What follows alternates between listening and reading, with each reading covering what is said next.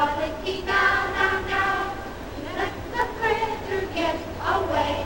Recipe, rocky, hey, Johnny, Doherty, nickety, knackety, must be good quality, quality now, now, now.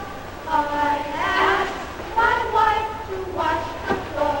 Recipe, rocky, now, now, now. She gave me my hat and she showed me the door. Recipe, rocky, hey, Johnny, Doherty, nickety, knackety, must be good quality now, now, now. I married my wife in the month of June. Recipe, rocky, now, now, now. I brought her home by the light of the moon. Recipe, rocky, hey, Johnny, Doherty, nickety, knackety, must be good quality.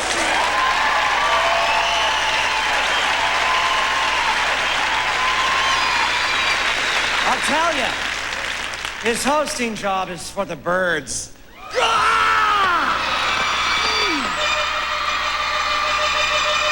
Undead from Universal Studios in Hollywood, California.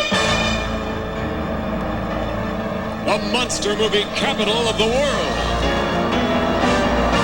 It's the Horror Hall of Fame 2, the second annual All-Star Tribute to Terror, starring Robert Englund, with special appearances by Pugsley Adams, Adrienne Barbeau, Morgan Brittany, Veronica Cartwright, Roger Corman, The Crypt Keeper, Joe Dante, Brad Dourif, Elvira, Gilbert Godfrey, Timmy Hedren, Ron Howard, Sam Kinison, Lurch, Richard Mall, Vincent Price, Don Rickles, William Shatner, D. Wallace Stone, with lots of horrifying surprises, starting with me. I'm Shadow Stevens.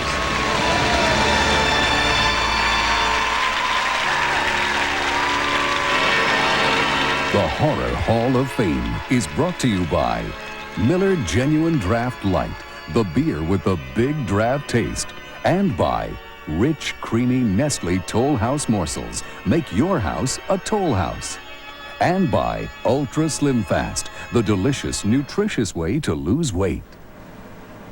Ladies and gentlemen, your host for the Horror Hall of Fame 2, the man of your nightmares, Mr. Robert Englund.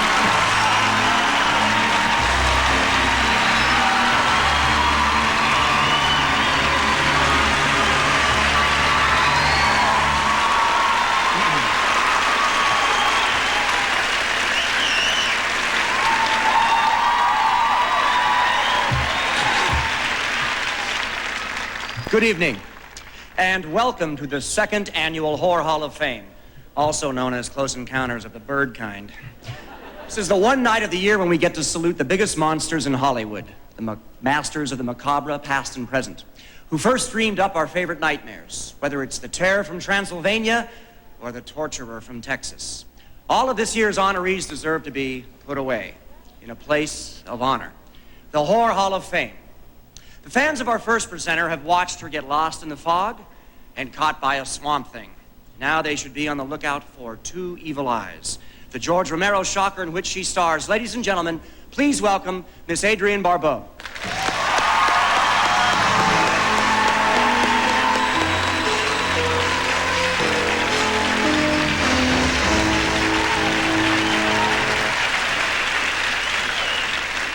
Thank you very much. In 1974, the one movie changed the face of horror history. In fact, it changed a few other faces as well. Not to mention a few arms, legs, fingers, a couple of livers. Ladies and gentlemen, tonight's first inductee into the Horror Hall of Fame, the Texas Chainsaw Massacre. Get ready. In November 1974, the patrons of San Francisco's Empire Theater were treated to a sneak preview. Before it was over, 50 people left in a state of shock. Some demanded refunds, others rushed to the restrooms. But those who stayed saw something more than just a new kind of horror film. They experienced a nightmare with their eyes wide open.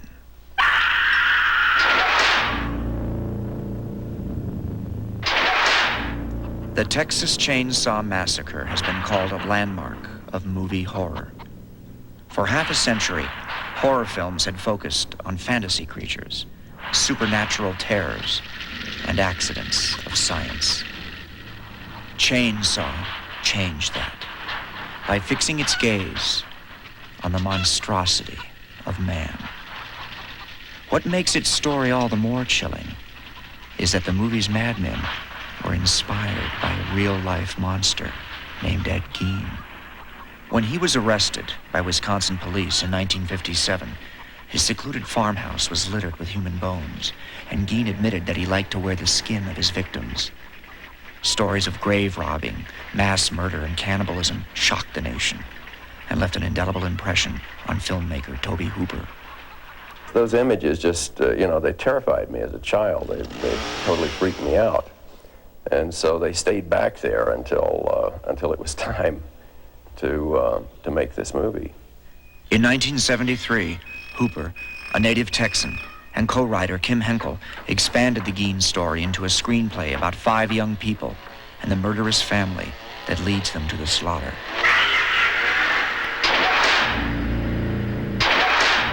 The gritty, almost documentary look of the Texas Chainsaw Massacre adds to the film's unsettling air of authenticity.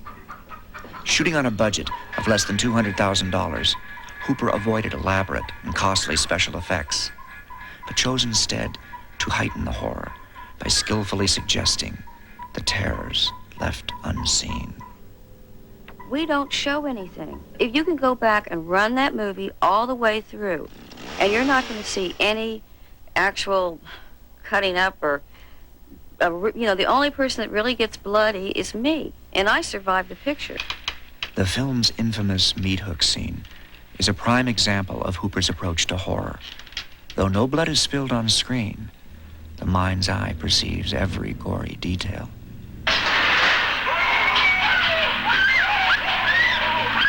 The thing that's compelling about the meat hook scene is just the absolute violence in which the scene is carried off, and the inexorable way that Leatherface goes about his task.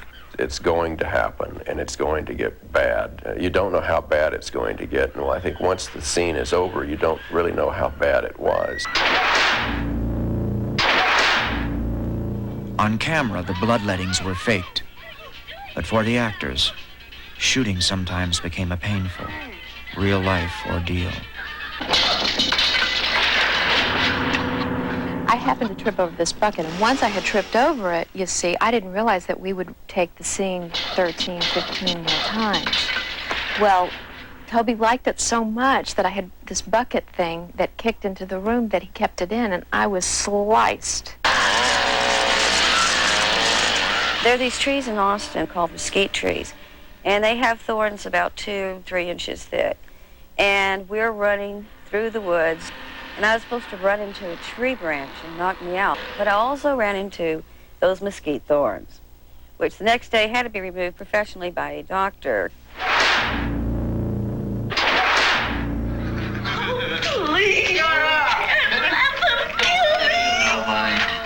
Around-the-clock shooting for the climactic dinner scene was the cast's most grueling experience.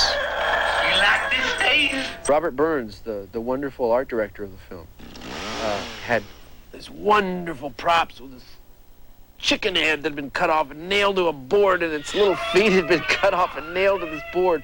And wow, what a great prop. And then they turn the lights on, and the chicken starts to decompose. He don't like it, ain't that right? You're just a cook. Shut your mouth. We have head cheese on the table. The smell was just absolutely overwhelming. We had to call a doctor out because everyone was, throwing up. Let me put this in some kind of perspective for you. I was in Vietnam in a monsoon, crawling through the mud with people trying to take my life. It was more pleasurable than the 24-hour shoot. When the Texas Chainsaw Massacre opened, reaction was unparalleled. Newspapers across the nation reported viewers leaving theaters, shaken, outraged, and overwhelmed. Reviewers praised the film's relentless pace and realism and hailed it as a breakthrough in the cinema of horror. Critic Rex Reed called the Texas Chainsaw Massacre the most horrifying motion picture I've ever seen. What might have been a forgettable drive-in feature was recognized worldwide as a turning point in screen terror. After 17 years, audiences still feel its impact.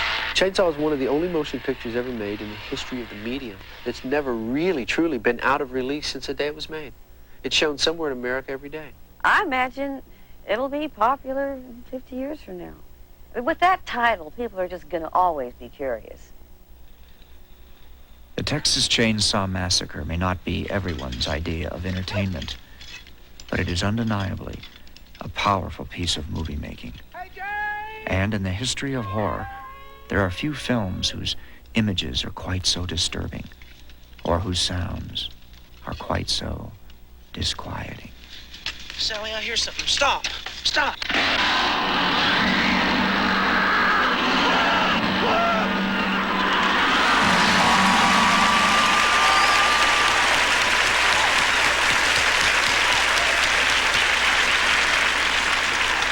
Ladies and gentlemen, accepting for the Texas Chainsaw Massacre, its producer, director, and co-writer, Mr. Tobe Hooper.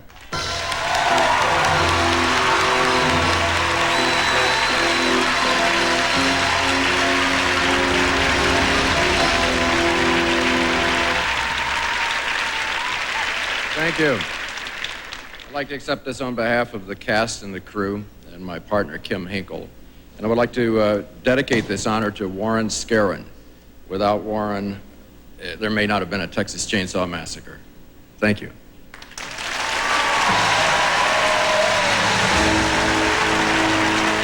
You know, hosting the Horror Hall of Fame is a huge undertaking. And when it comes to undertaking, nobody does it better than America's #1 underground star. Please welcome from HBO's Tales of the Crypt, the Crypt Keeper. Thanks, Robert. By the way, I loved your opening with the birds. They were so terrifying, so menacing, so frightening, so delicious. Tonight we'll be honoring the birds, if there are any left when we return. So don't crow away.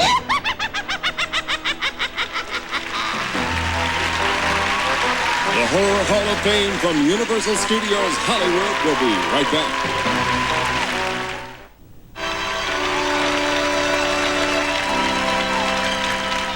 The Horror Hall of Fame was established to honor monstrous contributions to the horror, science fiction, and fantasy genres.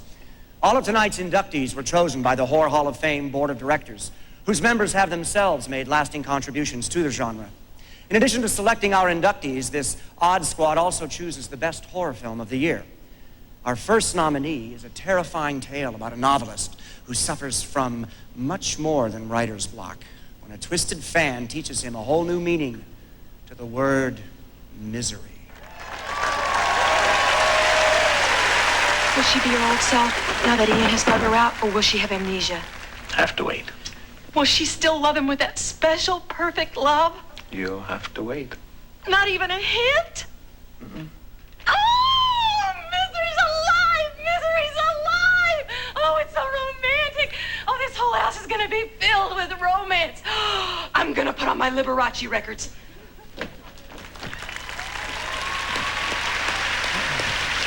You know, they say that in space, no one can hear you scream. Well, they obviously never met our next presenter.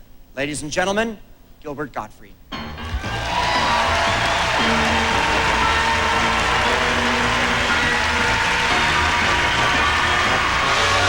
it!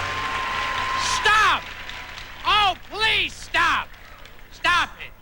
Hi, I'm Gilbert Gottfried, and I'm here to give you a shriek preview of all the horror films coming out this year. Now, you're probably wondering why I have this space-age yarmulke on. See, the thing is, the producers saw me do my Pee Wee Herman bit on the Emmy show.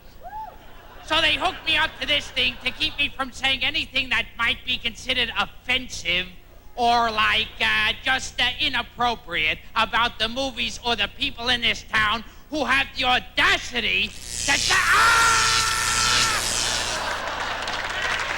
Let's roll the clips.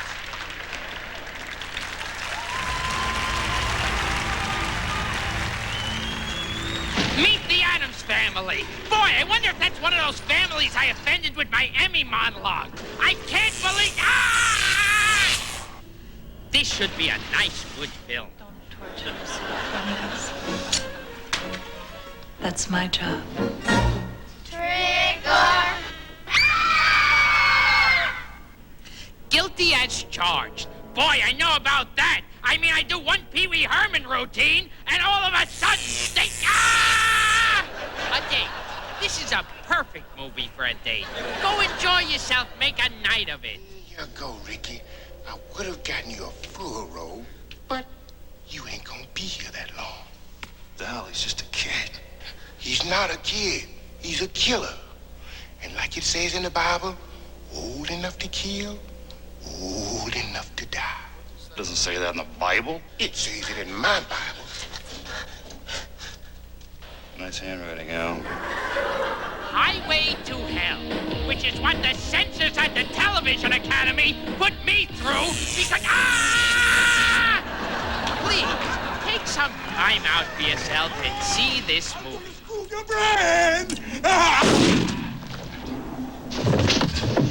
Scoop your own brains. Alien 3. Boy, I sure felt alienated after I did the Emmys. I mean, I do one... You should enjoy a nice film like this.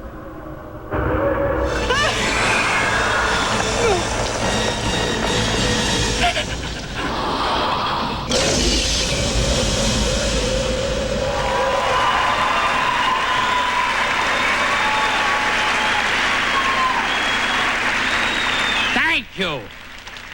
All right, before I go, I'd like to say one thing about the Emmy Academy. I think they had no right to do what they did. Thank you very much. It's a pleasure to be here.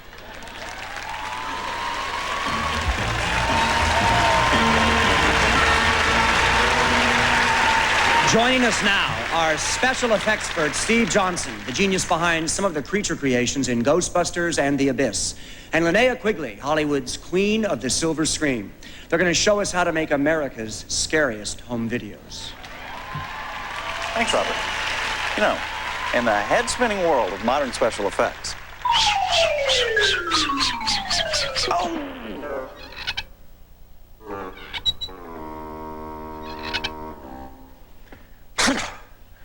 We Hollywood special effects experts have got to work our fingers to the bone to come up with some really eye-crossing effects.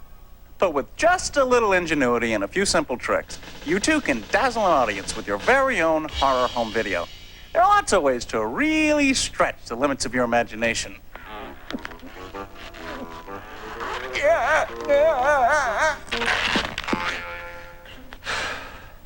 Thanks to cutting-edge, modern technology.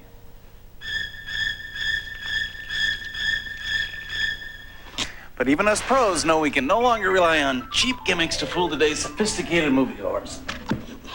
Oh. Thanks, Linnea. So, if you don't want to lose your head, you'll have to do what we do.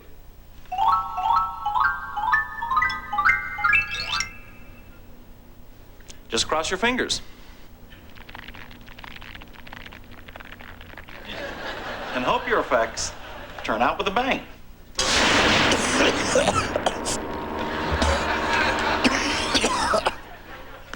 Or maybe not.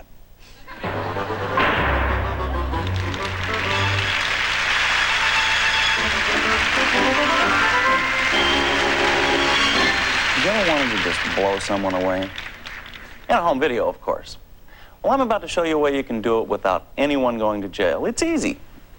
Here you go, Linnea. Give me your best shot. Pretty good, huh? Okay, so to make a bullet hole that's a real killer, all you need is a button, some fishing line, and a little wax. Just tie a very thin fishing line to a small button. Now, fishing line is a good material to use because it's transparent, usually won't read on videotape. And if you do catch a glare, you can spray it black and it should take care of it. Next, paint a portion of the victim's forehead a bloody red color.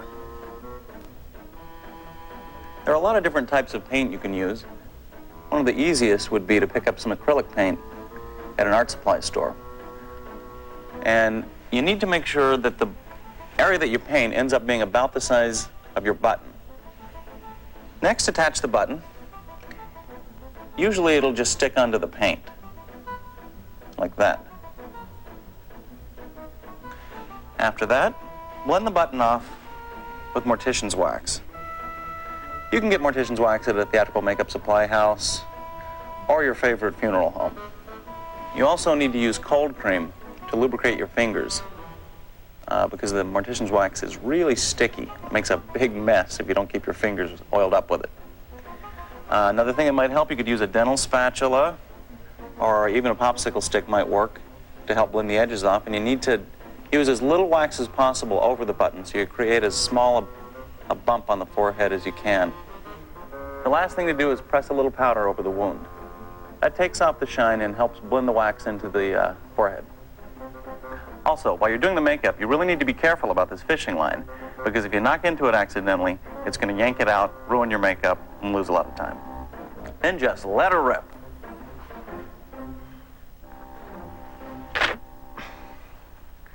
Just let her rip.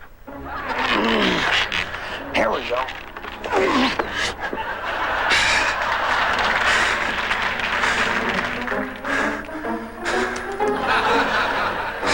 I hate it when that happens.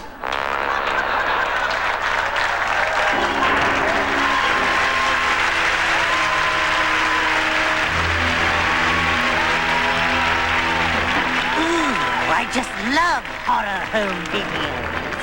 They asked me to shoot one once, and you know what? I got a bullseye! Next, we're going to deaden things up with the Addams Family, and later, a tribute to that old cut-up, Freddy Krueger. So don't you cut out. We'll be right back. It's alive!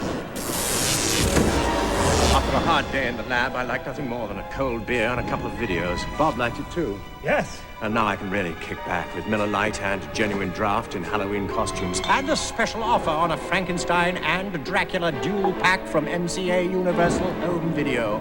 Wherever you scream for Miller. We need to unearth a few more cases. The Horror Hall of Fame from Universal Studios Hollywood continues. Here are two members of a family that not only does its own thing, it has its own thing. Ladies and gentlemen, please welcome, from the new motion picture The Addams Family, Jimmy Workman and Carl Stryken, better known as Pugly Addams and Lurch.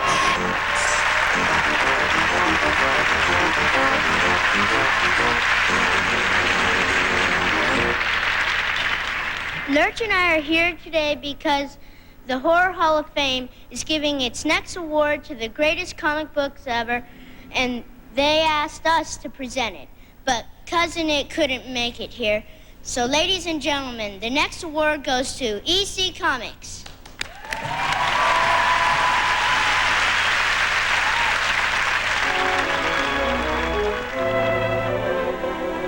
Some comics are good, but most comics are killers. They kill time, they kill imagination, and they kill the urge to read books. In the 1950s, if comics were killers, then mild-mannered publisher William M. Gaines was public enemy number one. My father had been instrumental in starting comic books back in the 30s, and he had a whole stable of comics, which included The Flash and Wonder Woman and a number of others, and he sold out his entire business to DC. He then went back in business and started little comic books for children. He called the outfit Educational Comics. When Max Gaines was killed in an accident, Bill, who was planning to be a chemistry teacher, decided to concoct his own comic book formula.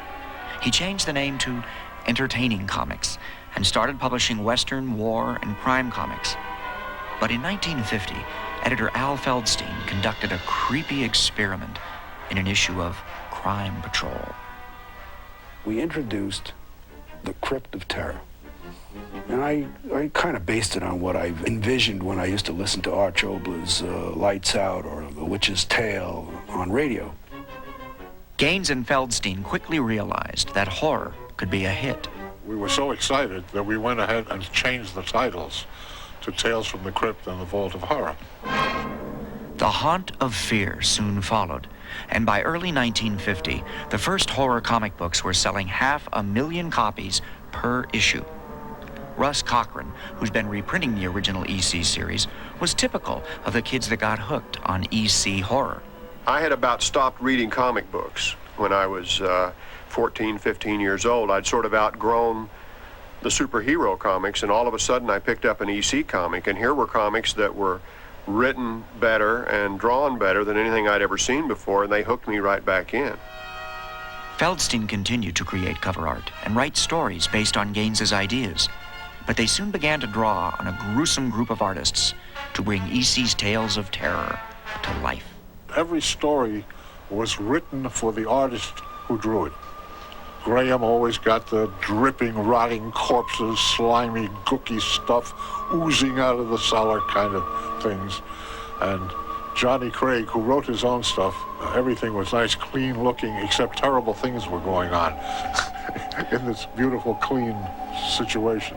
Joe Orlando could go either way. He could have a clean job or he could have an ooze job, and he did a lot of either. Orlando himself remembers the awe inspired by another EC alumnus. Jack Davis didn't sweat, and we all envied him. That he just tossed it off, and just pure genius, you know. It was rumored that he could do 4 complete pages a day if he wanted to. And we'd count it up, oh my God, he can make that much money. EC artists were among the most talented in the history of comic art, and original artwork from their horror books has sold for as much as $10,000. But the ones most responsible for EC's success may have been its nefarious trio of nightmare narrators. Oh yeah, there was the Crypt Keeper, who introduced stories from the Tales from the Crypt, the Vault Keeper, who did the Vault of Horror, and the Old Witch, who did the Haunt of Fear. The Galunatics went right for the jocular vein, with a combination of wicked wit and putrid puns that pushed the stories along to their gruesome conclusions. One of them even deserves credit for naming EC's most popular publication. So I think it was the Crypt Keeper used to say, "Welcome to EC's Mad Mag, Tales from the Crypt." And when we all decided to do a funny book, we cut it to Mad. My favorite stories were always what I called walking corpses, which is some guy who had been done wrong and got buried, clawing their way out of the earth to take care of the guy what done him wrong. Probably my favorite story was the grim fairy tale about the king and the queen who had the little pet mice, and they fed the little mice all kinds of goodies while the people were starving. And finally, the people stormed the castle and took some half-starved rats and forced them down the mouths of the king and queen and sewed their mouths shut and stood around and cheered as the rats ate their way out of the pompous king and the pompous queen. It wasn't necessarily that good triumphed over evil, because the triumph was not necessarily good, but something happened that gave a kind of morality to it. Twisted, I must admit, but a morality. And the whole idea was like to scare people and scare little kids. And the more disgusting the stories were, the more we laughed. But not everyone appreciated the joke. And in 1953, a Senate subcommittee convened to find out if comics created juvenile delinquents. My name is William Gaines. I was the first publisher in these United States to publish horror comics. I'm responsible. I started them. I don't know if you remember Mayor Walker, who once said, "I never knew a woman to be ruined by a book." And I never knew a child to be ruined by a comic book. It's just utter nonsense. We were really the most shocked people in the world when we discovered that we were these terrible people who were causing juvenile delinquency in America, which is what happened and what put us out of business. The controversy helped kill the horror comics, but EC's gore stories wouldn't stay buried. Tales from the Crypt and The Vault of Horror became movies in the 70s, and reprints of all the EC classics are now available in bookstores and on newsstands. It's showtime!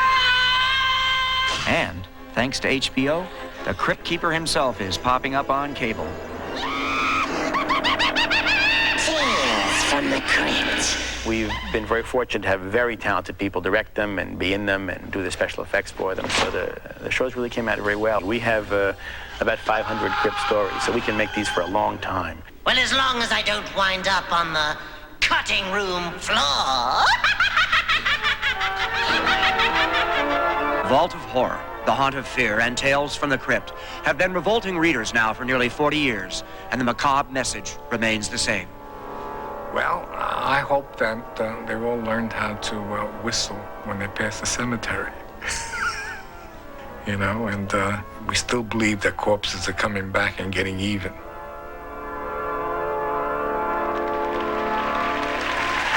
Here to accept the award for EC Comics is publisher William M. Gaines.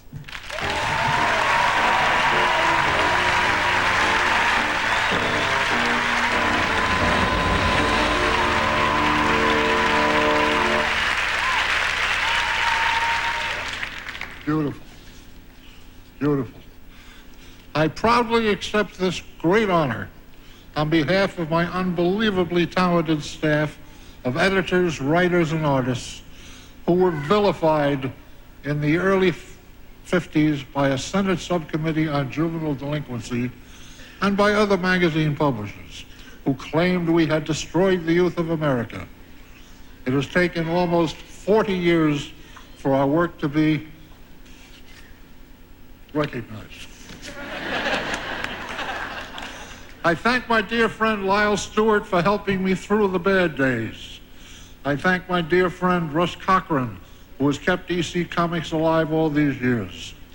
I thank Joel Silver and his incredible group of movie makers who have made Tales from the Crypt the hottest and most successful original programming in home box office history.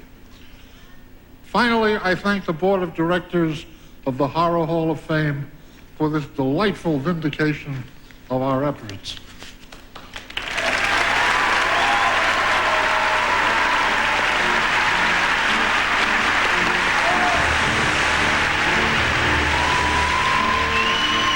He walks, he talks, he kills. When a little doll gets possessed by a serial killer, America's favorite playmate becomes horror's greatest slaymate. In our second nominated film, the shocking sequel, Child's Play 2.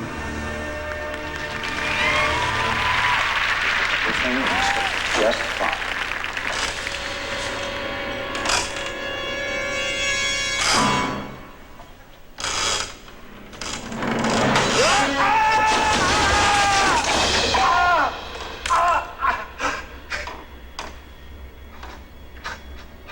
How's it hanging, Phil? Oh,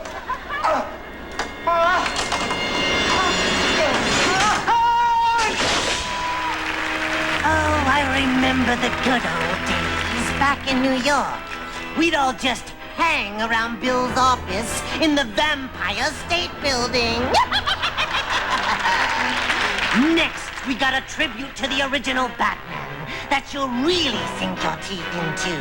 Plus more scare tactics with Steve and Linnea. But first, some messages of grave importance. From Universal Studios, Florida, Secrets from the Horror Hall of Fame, brought to you by Nestle Morsels. There's a famous movie monster who never wore any makeup. Don't go away. Rondo Hatton, the only horror star to appear without any makeup. A victim of a distorting disease, Rondo turned tragedy into triumph and made his mark in horror history. I'm Robert Englund from the Horror Hall of Fame.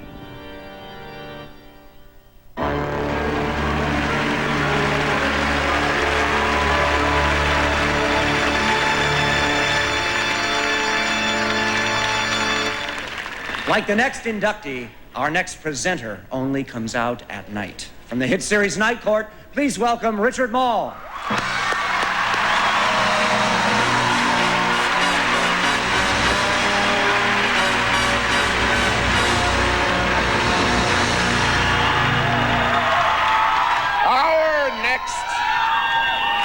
Our next inductee is a Hollywood legend who became a superstar overnight. With just one role, he left his mark on horror history. The mark of the vampire!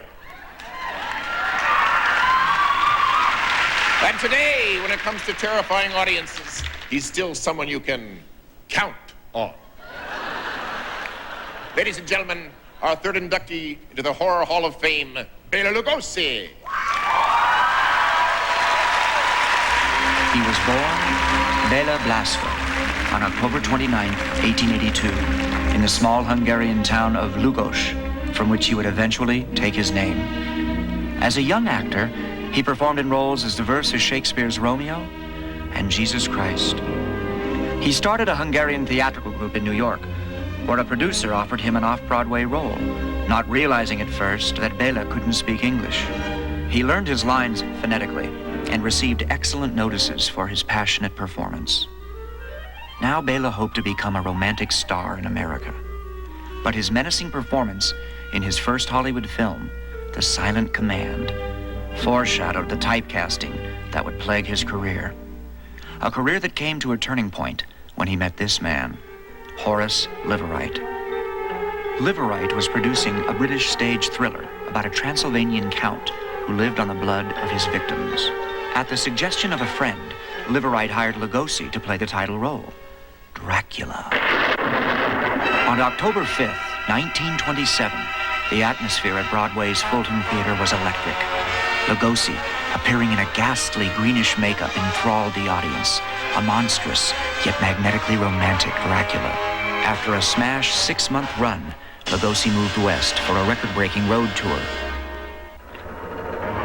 In 1929, Universal Pictures announced its big-screen Dracula would star Lon Chaney, the movie's Man of 1,000 Faces. When Chaney developed cancer, Universal considered a dozen other actors, including Paul Muni and Conrad Veidt. But by now, the studio was feeling the effects of the Depression. Finally, Bela got the call he'd been waiting for. The role of Dracula was his, for a price. Just $500 a week for 7 weeks' work. He knew the part could make him a star. He was 48 years old. He couldn't say no. I am Dracula. Dracula was an instant hit and helped save Universal from financial ruin. The movie is sometimes criticized for being stagey and static, but Lugosi's performance still holds moviegoers spellbound. Your will is strong, Van Helsing. More Wolfbane, more effective than Wolfbane, Count. Indeed. No actor has ever been more closely identified with a single role. And in a very real way, Dracula was both the blessing and the curse that would follow Bela Lugosi to his grave.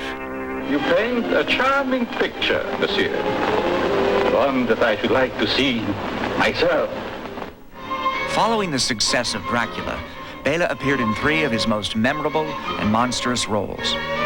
Dr. Miracle, the sideshow scientist behind the murders in the Rue Morgue. The half-human sayer of the law in The Island of Lost Souls. And the hypnotic Murder Legrand, master of the undead, in White Zombie.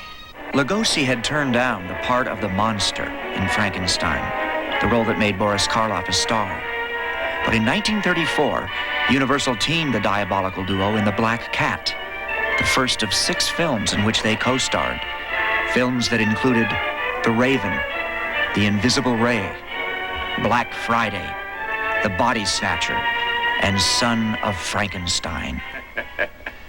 They die dead. I die live. Igor is considered by many to be Lugosi's finest movie performance. Hey! You spit on me. I'm sorry, I coughed. You see, bone gets stuck in my throat. Bela returned as Igor in The Ghost of Frankenstein, and ultimately appeared as the monster in Frankenstein Meets the Wolfman. But by the late 40s, Lugosi was hopelessly typecast in Poverty Row horror spoofs. As his finances dwindled, Bela turned to the straw hat circuit, touring in summer stock in the only role he seemed to be remembered for. Once again, his fate was in the hands of Dracula. I know there's no such a person as Dracula. You know there's no such a person as Dracula. But does Dracula know it? In 1948, for the second and final time, Bela was back on the big screen as Dracula, plotting for plasma and Lou Costello's spare parts in the monster comedy classic Abbott and Costello Meet Frankenstein. Didn't I hear that you were going to masquerade ball? Well, yes, we have our costumes out in the boat. Ah, you young people, making the most of life while it lasts. As these outtakes show, there were plenty of pranks and practical jokes on the set. But reportedly, the comedians treated Bela with nothing but respect. Dracula had been his first starring role for a major studio, and now, although he didn't know it, it would also be his last. For the next few years, Bela scraped by, appearing in cheap horror movies, performing in a Las Vegas revue, and doing magic tricks on TV, accompanied by the ever-present cape and coffin. In 1955, it seemed that Bela Lugosi had finally hit bottom when he announced that he was committing himself to the state hospital for drug addiction. He'd been using Demerol since the 40s to ease a leg problem. But Bela, at the age of 73, publicly faced his problem head-on and emerged triumphant. You feel like your old self again. I feel like a million dollars. You feel like Dracula really felt, huh? Sure. On August 11th, 1956, Bela Lugosi died quietly at home, reading a script for a movie he would have starred in called The Final Curtain. According to his wishes, he was buried in his Dracula cape. In death, as in life, Bela Lugosi was shrouded in the mystery of Dracula. On screen, he was the ultimate monster, and Bela Lugosi made that monster immortal. His three simple words, that eerie introduction, have fittingly become the never-ending epitaph of Bela Lugosi. I am Dracula.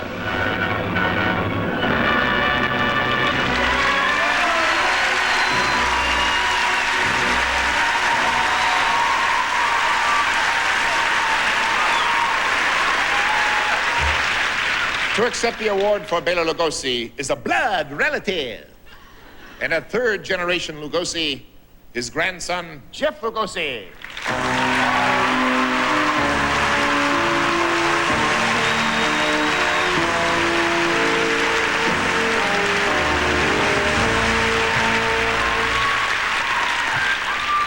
Thank you. My grandfather left a wonderful legacy to grow up with. On behalf of the Lugosi family, I would like to thank you for honoring his career tonight. Bela Lugosi's movies entertained us all, and although he is no longer with us, the image he created will never die. Thank you.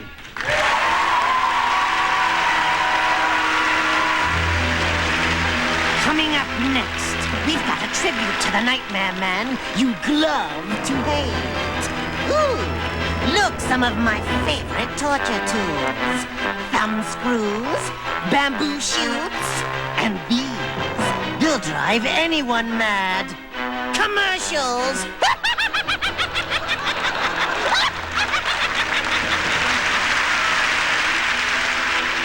Guests of the Horror Hall of Fame stay at the Universal City Hilton and Towers. Sleep comfortably close to the stars at the Universal City Hilton and Towers.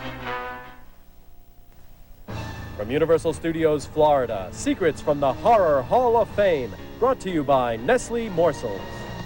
I'll let you in on Psycho's sweet secret after this. Psycho's shower scene was terrifying, but it wasn't blood that shocked millions of moviegoers. The movie was filmed in black and white, and when Hitchcock found red blood just wouldn't cut it, he used chocolate syrup instead. I'm Robert Englund from the Horror Hall of Fame. Welcome back to the Horror Hall of Fame from Universal Studios Hollywood.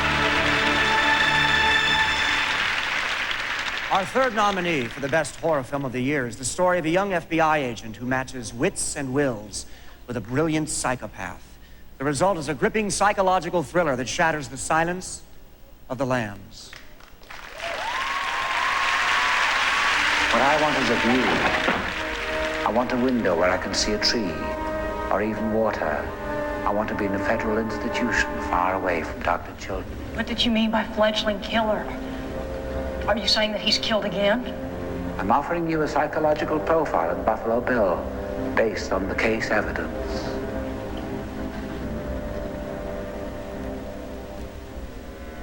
I'll help you catch him, Clary.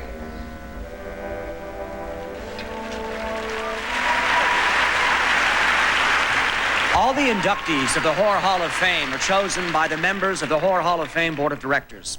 Each year, ballots are sent to the board members to solicit their nominations.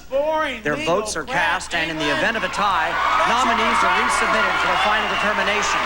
Board members also decide the horror film of the year and special effects award recipients of the Singing. They do not want to hear it. I'm sorry. Forget about this boring legal crap. Do you want to hear that? Did you come to be entertained? That's what I thought. Oh, yeah, you'd like the silence of the Sams. But it doesn't happen, mister! Actually, I'll take over. You can rest for a second, man. All right. So, this is actually a great night for horror fans, but it's also a very sad night because England's hosting again. But I'm glad to be back again this year on the Horror Hall of Fame. But I should have done the world's premiere. So you think I should have done that? Because who better? Oh! You know, I'm really upset because they missed a chance to make a really big horror movie this year. It's scary. It's about this big Japanese monster that comes and devours Hollywood. Just devours it. No one survives. No one can stop it. No one! The monster even has a scary name. It's called Sony! Oh!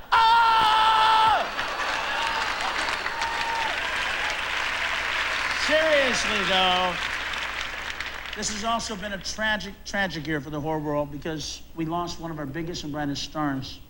Someone who was senselessly and brutally taken from us. So on behalf of the Horror Hall of Fame, please join me now in paying our last respects to the memory of Mr. Freddy Krueger!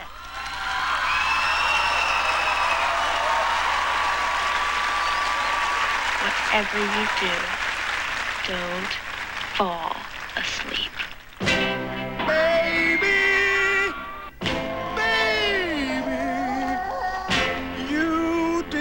Something to me. I couldn't sleep at all last night. Just thinking of you. Baby, can't burn right. When I was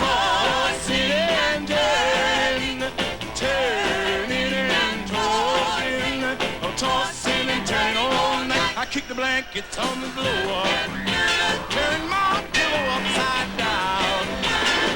I never did before. Because I was tossing and turning and tossing and turning all night. Jumped out of bed, turned on the light. I pulled down the shade, went to the kitchen for a bite. Rolled up the shade, turned off the light. I jumped back into bed, it was the middle of the night. The clock outside was striking 4. Couldn't get you off my mind. I heard the milkman at the door. Cause I was tossing and turning and tossing and turning all night.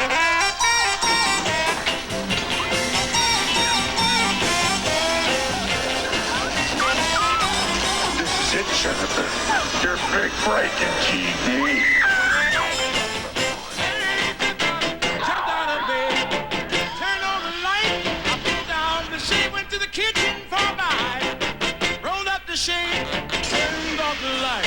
I jumped back into bed, it was the middle of the night. That clock downstairs was striking 4. I couldn't get you off my mind.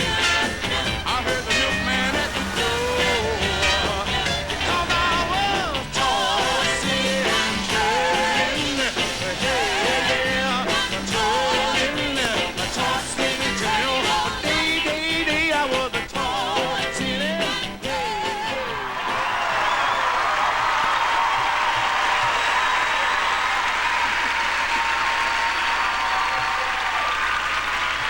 Oh, yeah. You know, I guess this was also a very good year because there's no more communism, there's no more war. Pee Wee Herman got, of course, the justice he deserved, and now no more Freddy movies. So thanks everyone and good night, Mr.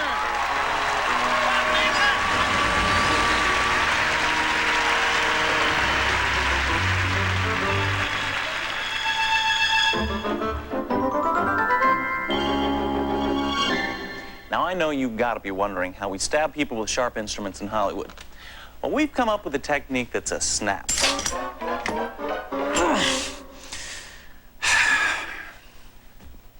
Take a look at this.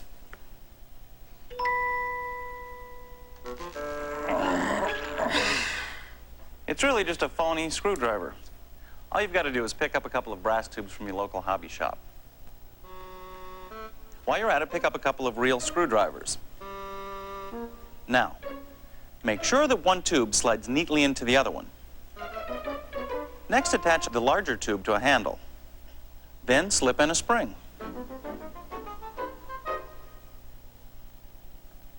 And slide the smaller tube in. There you go. Now, if you really want to have some fun, you can fill it with fake blood.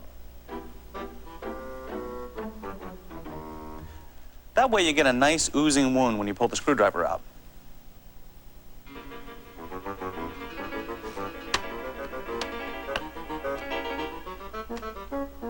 With one of these babies, you can stab yourself all day long.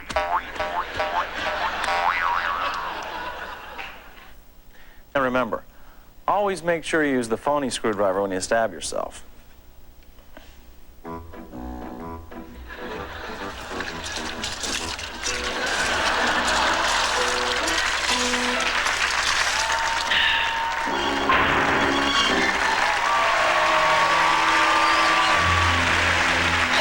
To miss my old friend, Freddy Krueger. I should have said a few words at his funeral, but I just didn't have the guts. The Horror Hall of Fame continues with lots more shocks and surprises. Will you be back? Of course you will.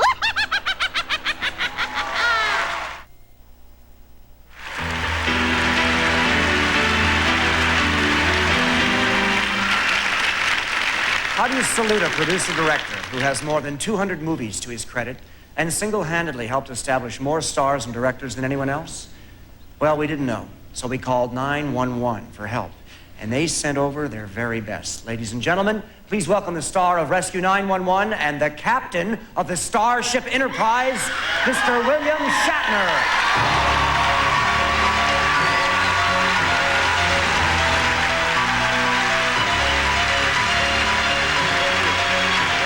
Thank you very much.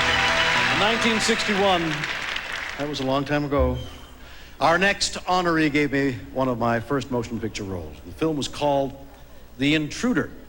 And although it wasn't a box office success at the time, today you can pick up a TV guide, turn to any day of the week, and there on that page, you still won't find The Intruder. But you will find some all-time horror classics, produced and directed by our next inductee to the Horror Hall of Fame, Roger Corman.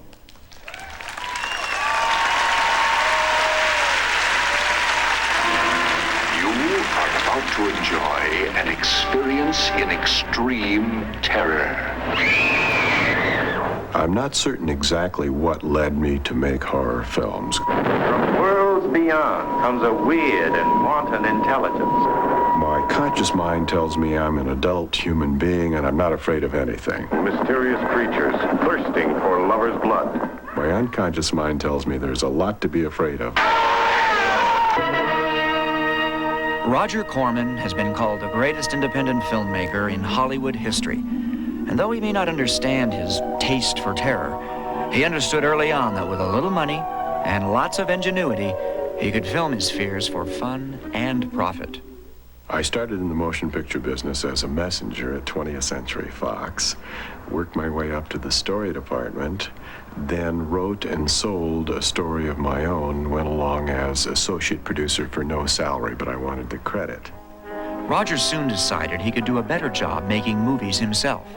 So he raised $12,000 and produced Monster from the Ocean Floor, shot in just 6 days. The movie made $100,000 at the box office, and its success caught the attention of Jim Nicholson and Sam Arkoff, whose company went on to become American International Pictures. I thought it had a commercial ring to it, the title, the theme. Wasn't much of a picture as such, but there were obvious qualities. Particularly the fact that not too much money had been spent on it. Next, Roger tried his hand at directing and launched his first wave of science fiction quickies. The Day the World Ended, Not of This Earth, and A Great Early Winter, Attack of the Crab Monsters. As fast as I could make my films, I would get my costs back and I could continue shooting and then wait for the profits. And the great thing about American International was that there were almost always profits. The profits were rarely invested in convincing special effects, though. The Beast with a Million Eyes was really just a tea kettle with some holes punched in it. And the Creature from the Haunted Sea would make the Cookie Monster look menacing. Fire, fall back! The least threatening monster I ever ran from was what I called the big carrot. Somebody called it the cucumber. And what was it? It conquered the world. It looked like a big ice cream cone upside down with fringe on the bottom and some eyes, horrible eyes. Corman also created storylines from headlines. When the Russians launched Sputnik, Corman countered with War of the Satellites. When bee pollen became the rage, Roger arranged his own sting operation. That hatched The Wasp Woman.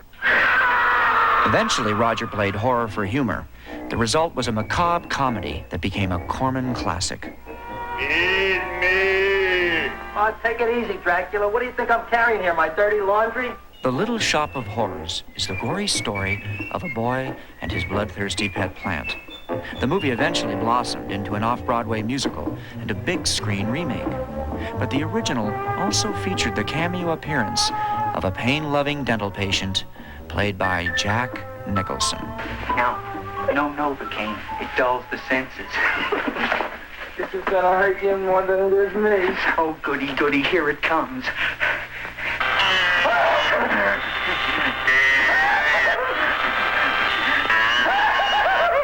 Oh, my God, don't stop now! What is the meaning of this? In 1960, American International took a gamble and allowed Corman more time and money to make his first full-color, widescreen scare show. The Fall of the House of Usher was their biggest hit to date, and it led to a series of films loosely based on the works of Edgar Allan Poe. The Pit and the Pendulum, Tales of Terror, The Haunted Palace, The Mask of the Red Death, and The Tomb of Ligeia relied on gloomy, gothic settings, moody musical scores, and a star who became the suave, self-obsessed anti-hero of horror, Vincent Price. I can hear the scratch of rat claws within the stone wall. People are always asking me, did it worry you that you were stuck in that kind of film? I really wasn't, because the parts were all so different. And they made my name in film. I'm very grateful to Roger for that, for those pictures. Get out of my sight. In 1963, Corman directed what some critics consider to be his masterpiece, X, the man with X-ray eyes. Stephen King has called it one of the most interesting and offbeat little horror movies ever made. And while Ray Milland gets a glimpse of eternity, it's con man Don Rickles who can only see dollar signs. You're out of your mind. But you could look right through a guy and see what's wrong with him, can't you? You said you wanted money, didn't you? He gave him great advice, Roger Corman. He always said to me, why do you want money? That was a big problem when you did those pictures with Roger Corman. You didn't get money. You got an 8x10 glossy of him. When Roger quit directing to form New World Pictures in 1970, he continued his personal tradition of trying new talent. More than anyone in Hollywood, Corman is credited with giving big breaks to actors like Robert De Niro, Jack Nicholson, Peter Fonda, and Dennis Hopper, and directors Francis Ford Coppola and Martin Scorsese. When Gremlins director Joe Dante got the media assignment to direct Piranha, he benefited from Corman's counsel. The best piece of horror advice Roger ever gave to me was to sit down a lot on the set. He said that if you don't sit down, movie making will be a horror, and he was right. Unfortunately, he never provided any chairs. Now, as the head of Concord New Horizons, Roger's still making movies and providing a proving ground for the talent of tomorrow. It's something Roger takes a great deal of pride in, and he should.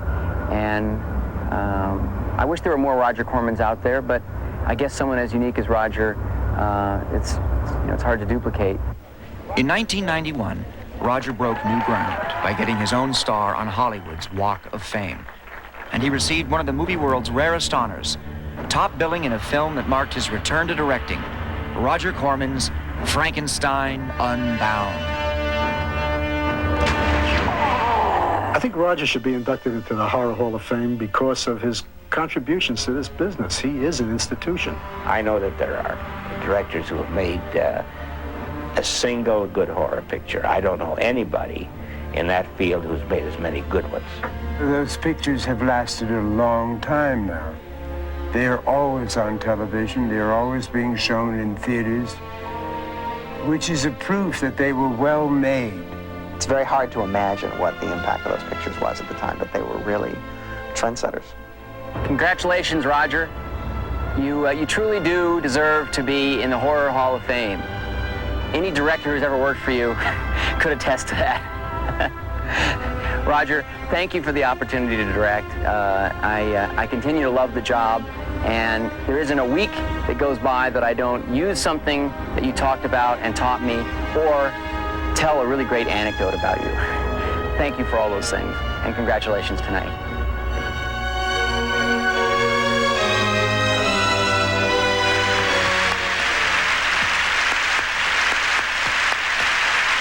Because I was one of the many people who Roger helped out along the way, it gives me great pleasure to present this award to my good friend, Roger Corman.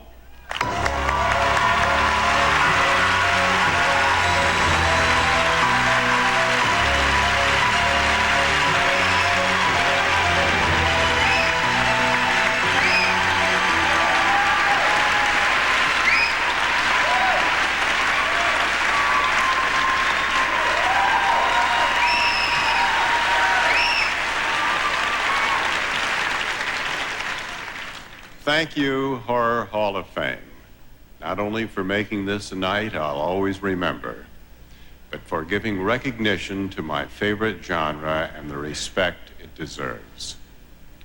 And for all you horror fans out there, I thank you also for letting us into your unconscious and screw you up forever.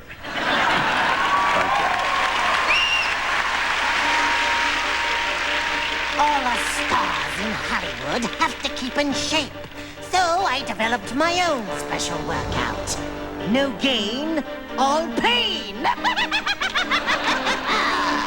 Coming up next, Elvira, Mistress of the Dark. The first time I saw her, she stole my heart. Now I finally got it back. Don't go away if you know what's bad for you.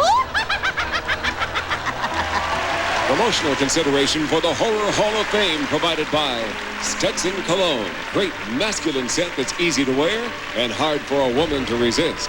Stetson fits. Exclamation, the fragrance that makes a statement without saying a word. Punctuate the air with wit and style. Exclamation, a now kind of fragrance from Cody.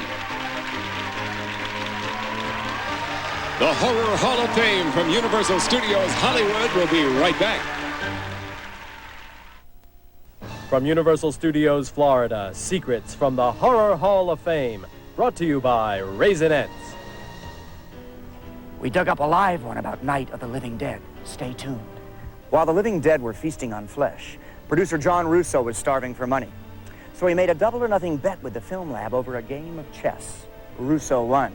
Well, developing the film would have cost him an arm and a leg. Robert Englund here from the Horror Hall of Fame.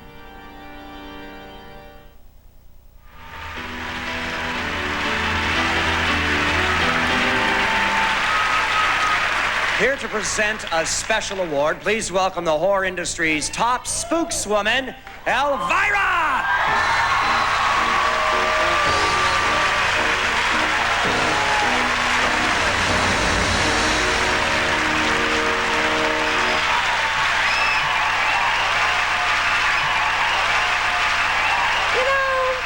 You can't talk about horror movies without mentioning the 4 M's. Monsters, madmen, mutants, and mummies. And you can't mention the 4 M's without talking about the studio that brought them to life, even after death. I am talking about the birthplace of the movies, classic monsters, Universal Studios. Universal Pictures founder and president Carl Laemmle produced his first horror hit back in 1923 when Lon Chaney climbed the backlot bell tower as Quasimodo, the Hunchback of Notre Dame. Chaney was soon shocking audiences in another Universal superproduction as the enigmatic Eric, better known to silent movie fans as the Phantom of the Opera. Listen to them. Children of the night. What music they make. Dracula, the studio's first all-talking, all-stalking monster, was Universal's big hit of 1931, and Frankenstein followed in its footsteps to become a box office bonanza 10 months later. By the time the studio took the wraps off The Mummy and Frankenstein fashioned a bride for his creature, Universal had become known as Hollywood's undisputed home of horror.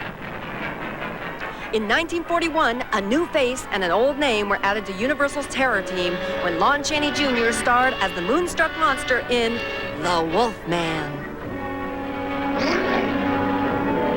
In the 50s, the cars had fins, so the monsters grew gills, and the creature from the Black Lagoon made a big splash and became one of Universal's most popular late-model monsters.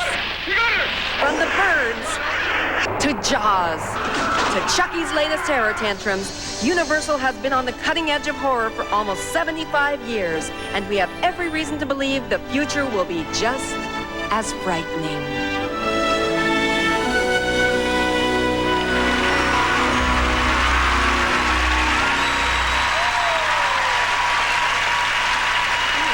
Now, to accept this special award is the niece of Universal Studios founder Carl Laemmle. Ladies and gentlemen, Miss Carla Laemmle.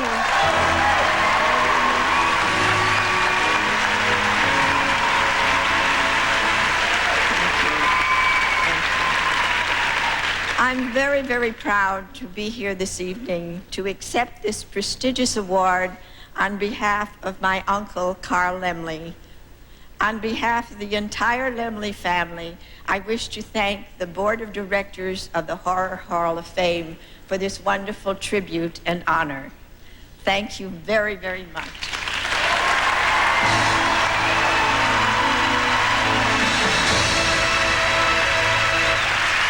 The horror really hits home when alien invaders find themselves in L.A. with a few days to kill. Our next nominated film, Predator 2. Backing up. It's moving away from them. You see them, Garber. Your boys have been made. Sir, it's circling around behind them. Get them out, Garber. They're walking into a trap. Get them out! Keith, he's right behind you. Third floor structure. Right there. Who is this? Clear the line. He sees the damn light. Turn him off. Turn him off. Moving down on your position from the right. Garber, Where is he? I can't see him. He's right there. He's right there. Damn it, where is he? Oh, give me a coordinate. Where is he?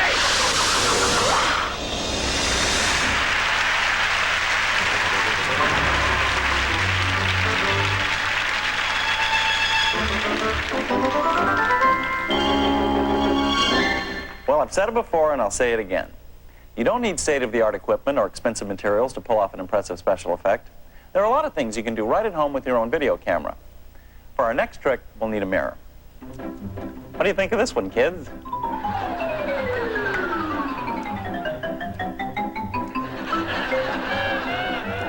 This is a good one.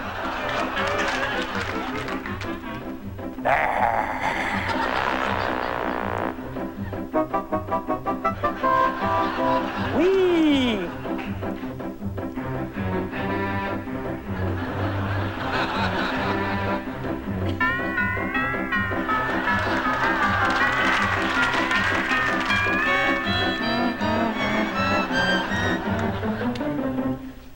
All you need for this is a big mirror and a video camera hooked up to a TV set.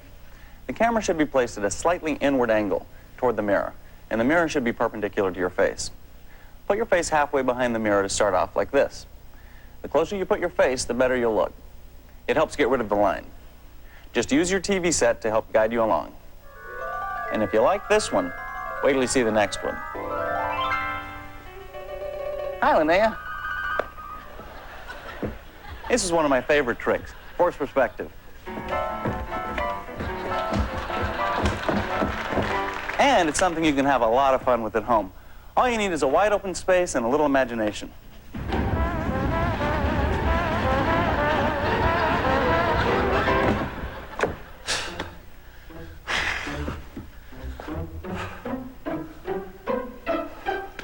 See how easy that is?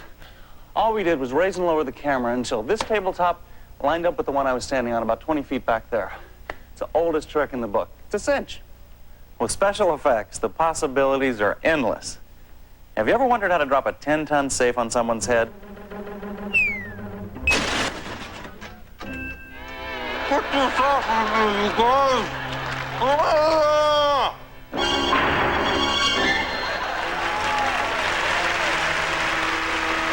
this is such an exciting night. All the biggest names in the business are here. I guess you could say it's like the night of 100 scars. Coming up next, a tribute to the movie that pigeonholed Alfred Hitchcock. Now you're not thinking of departing, are you? Perish the thought.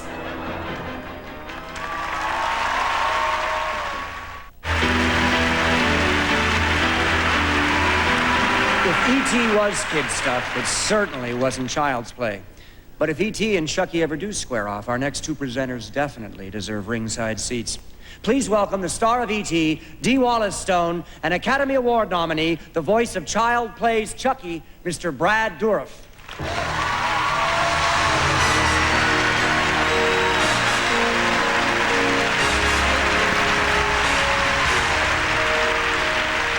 Thank you.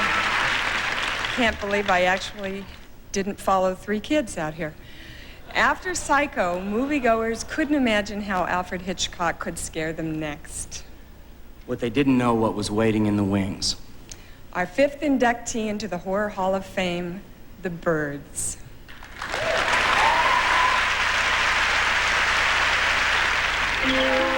How do you do? My name is Alfred Hitchcock, and I would like to tell you about my forthcoming lecture. It is about the birds and their age-long relationship with man. In 1963, Alfred Hitchcock, the master of suspense, became a master of horror. And the rest of us, well, we never looked at our fine feathered friends in quite the same way. I think the Birds was way ahead of its time. And to think of what they did with special effects in 1961 and 1962 to really pull this film off.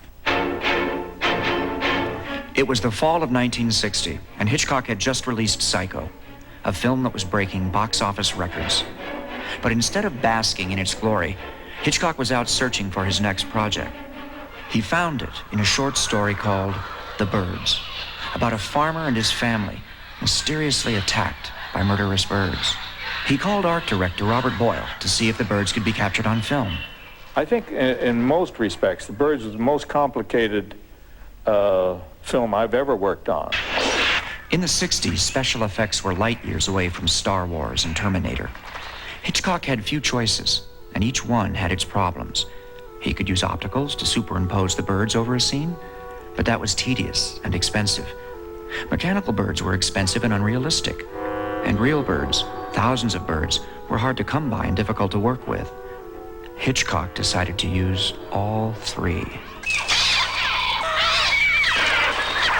I said to Hitch, from minute one, I said, how far can I go? And he said, you write whatever you want to write, and I'll get it on the screen. But the birds turned out to be Hitchcock's greatest challenge. With 412 laborious special effects shots and 40 pens full of birds that didn't take direction very well, the man who always had a plan was basically flying on a wing and a prayer. We couldn't plan the birds. I mean, he had a plan of sorts, obviously, but we had to be guided by what was available, what was possible. There were times when, ideas could be mooted, but, just out of the question. We couldn't get the birds to do the things. So he was shifting ground all the time, which was unusual for him because it was an unusual picture for him. Hitchcock wanted only one thing from the birds: sheer horror. That's why the birds were his main concern, and why he decided they had to be the stars. So he gave the most sought-after parts in Hollywood to newcomers. Tippi Hedren, whom he had spotted in a commercial on the Today Show, Suzanne Plachette, Rod Taylor, and Veronica Cartwright. Jessica Tandy was the only seasoned actress in the lot. As Hitch put it to me, he said, there are only two stars in this movie, Evan, the birds and me. That was it. And that's all he wanted to do was this birds attacking people for no apparent reason. We never once tried to explain it in the movie, why it was happening. And that was a deliberate, creative decision. Hitchcock would only go so far. He hoped his audience's imaginations would take them the rest of the way. But The Birds was a big departure for Hitchcock. And there were times when even Hitch felt a little cagey about his undertaking. I can remember on one occasion at Bodega Bay, he turned around and apropos of nothing, said to me suddenly, we're not making a science fiction movie, Al. And I thought, well, who the hell said we were? And I said to him, well, what genre are we in, Hitch? And he didn't say a word, he just walked away. Horror. Pure horror. That's what he was after, even if it meant cast and crew had to suffer long hours and dangerous scenes. I had been told that this scene was going to be used with mechanical birds because it would be very dangerous. And just before we started filming, the assistant director came into the room and he said, and he couldn't look at me. He looked at the ceiling and the walls and the floor. I said, what's the matter with you? And Jim Brown said, the mechanical birds don't work, we have to use real ones. And out the door he went. Well, I just was stunned. There were two prop men with huge cartons with ravens and seagulls, which they alternately started hurling at me. It took us a complete week to do this scene, and it became more horrendous and more exhausting as the week went by. At one point, one of the birds who was sitting on my shoulder decided to jump and, came very close to my eye, and I just got all the birds off. This was Friday afternoon. And I got all of the birds off of me and started to cry, and that was the end of the filming. I remember being frightened of this big seagull that they were going to throw at me. So I decided that I would go over and speak to Mr. Hitchcock. Now, I was about 8 years old, rather small. He was very big. And I went up to him, rather frightened, and I said, Mr. Hitchcock, I'm a little bit scared of this bird. I'm afraid it might kill me in this scene. And he looked down at me and he said, don't worry, my dear, it's your last scene in the picture anyway.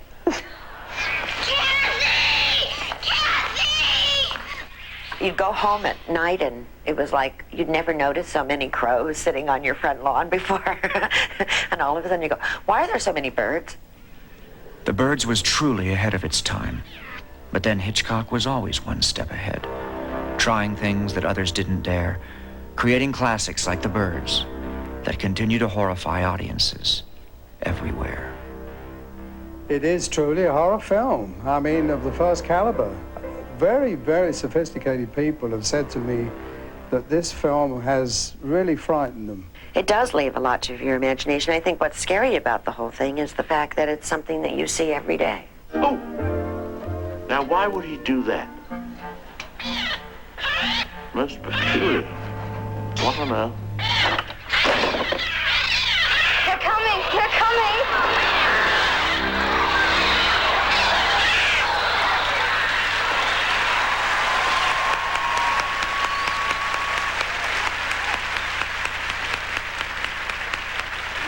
And now we'd like you to meet an actress who as a child was directed by Alfred Hitchcock and as an adult was manipulated by J.R. Ewing. Please welcome Morgan Brittany.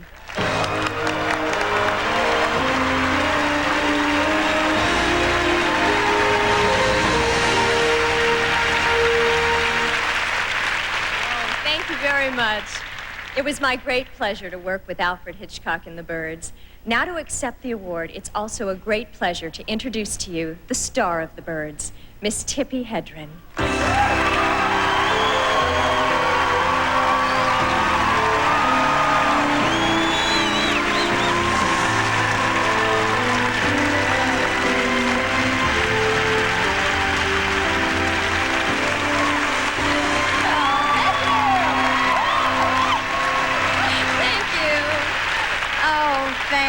Thank you for honoring The Birds.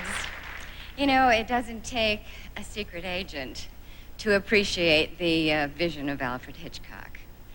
And there isn't a shadow of a doubt that he was one of our greatest directors.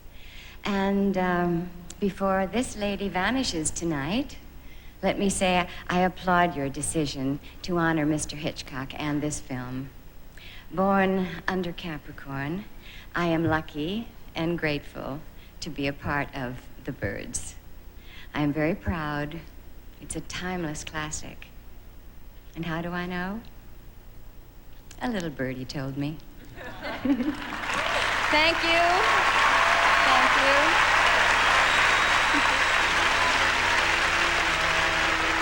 Tippi Hedren was wonderful in The Birds, but I think her co-star should have been Gregory Peck.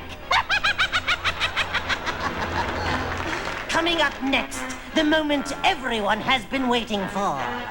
No, not the end of the show. The winner of the best horror film of the year. But first, something really foul. Commercials!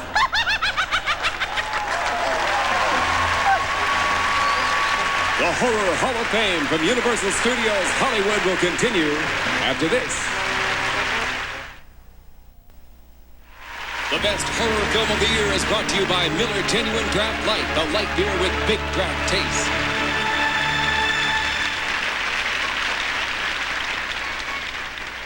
When a man's mind is pushed to the edge of reality, audiences are pushed to the edge of their seats. In our fifth and final nominee for Best Horror Film of the Year, Jacob's Ladder. Where do you want to go? Home. This is your home. You're dead. Dead? No. Oh, I just hurt my back. I'm not dead. What are you then? I'm alive. And what are you doing here?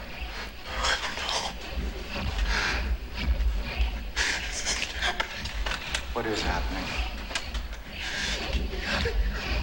There is no out of here. You've been killed. Don't you remember?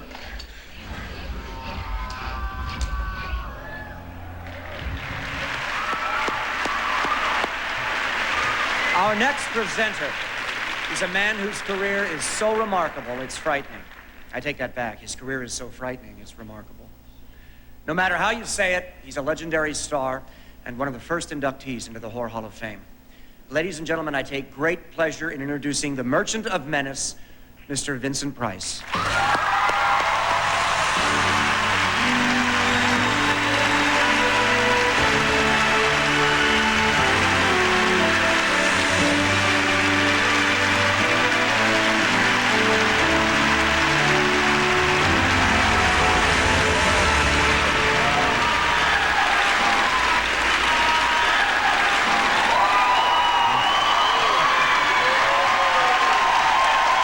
Thank you, thank you, thank you, thank you, thank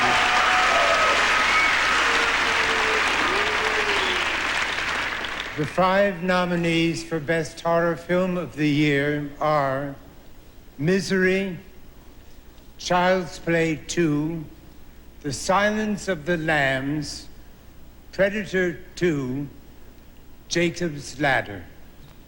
And the winner is, I'm going to give you that, darling. Thank you. Silence of the Lambs.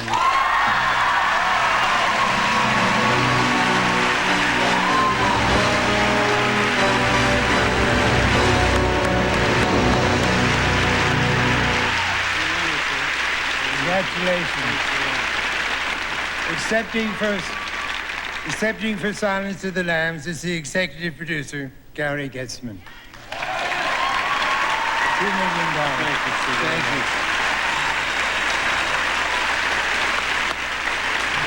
We need about 50 of these, I think. We always thought we were making a romantic comedy. I'm kind of surprised at this award. I don't know. Anyway, on behalf of Jonathan Demme and all the wonderful and creative people involved with making Silence of the Lambs, we thank you very much. Thank you. Stay tuned for more of the Horror Hall of Fame from Universal Studios, Hollywood.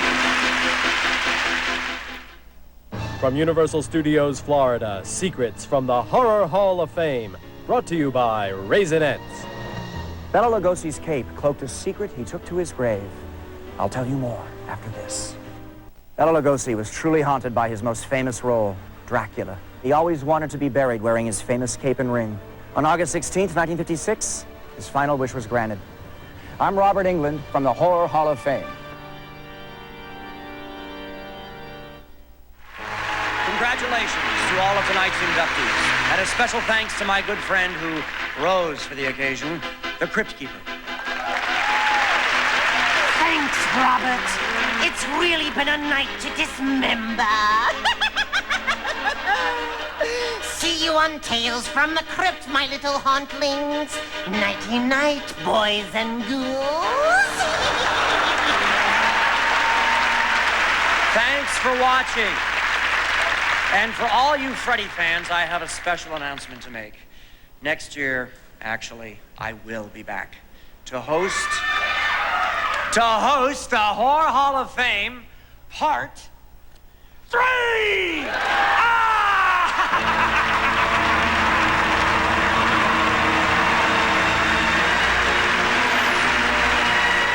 The Horror Hall of Fame has been brought to you by Miller Genuine Draft Light, the beer with the big draft taste.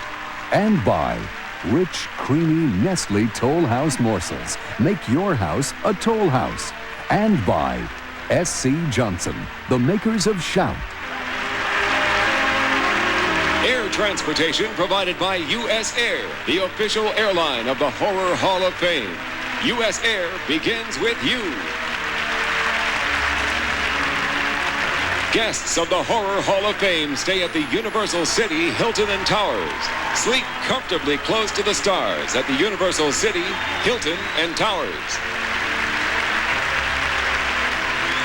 Preferred Stock, the extra smooth cologne for an extra special man. A distinctive gift from the House of Stetson. LaFleur, the captivating gift collection of personal and home fragrance items inspired by the turn of the century. LaFleur, somewhere inside, romance blossoms.